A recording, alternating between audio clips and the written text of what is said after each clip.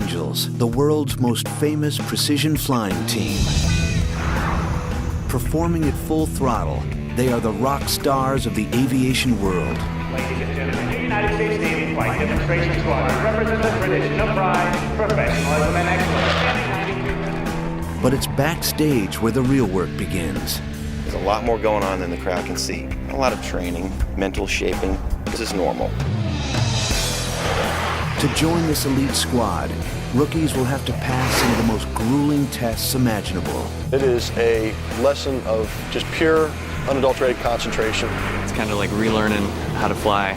You got a lot of work to do. Being a Blue Angel is hard on top of the flying. You got maneuver to maneuver to maneuver, and you got to be where you got to be, or else you got a conflict with somebody else. Strap yourself in for a wild ride with the best in the business. It's showtime!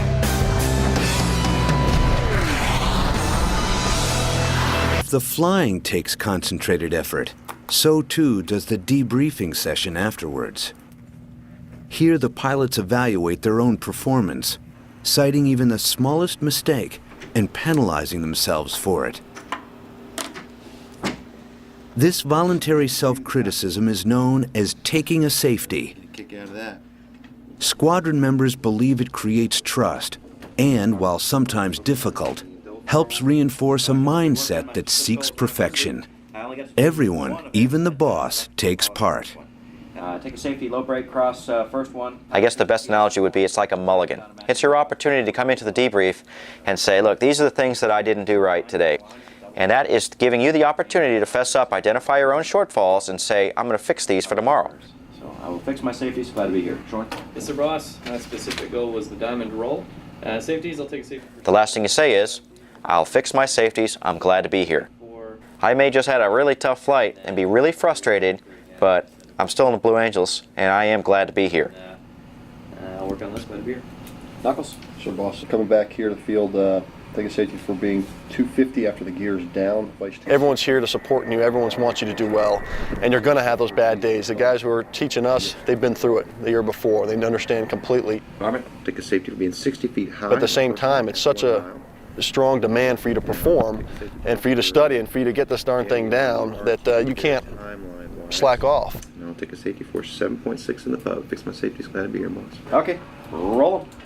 Following the safeties and self-evaluation comes a more objective and often more painful review with the aid of videotape. Every detail of the practice is examined, frame by frame if necessary. A lot better in the burner, and I think as your second pop just wasn't enough. Better than yesterday.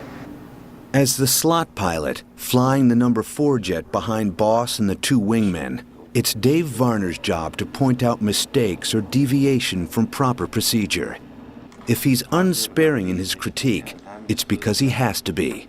While precision flying is for the pleasure of those watching on the ground, for those in the air, it's still dangerous. You're behind, Knuckles.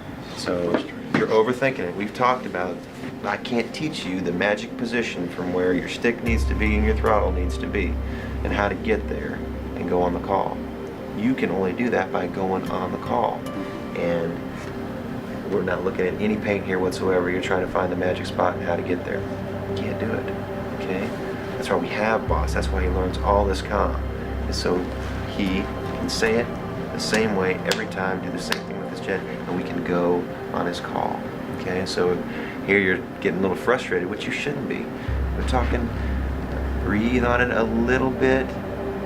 You've got to continue the drive and roll. It's not just rudder throughout this roll. Varner takes his job seriously, but being a newbie just last year, he also recalls what Shipley and Saccomondo are going through. I go from number 3 pilot, knucklehead to know-it-all in a handshake, really, at the end of last year, okay? Because your priorities aren't where they should be here. So you come into this train job, you know all of the procedures, okay? But I'd never been in the slot. I'd never seen it from that perspective. So there's a little apprehension as far as, hey, how am I going to teach these guys? What's my teaching style going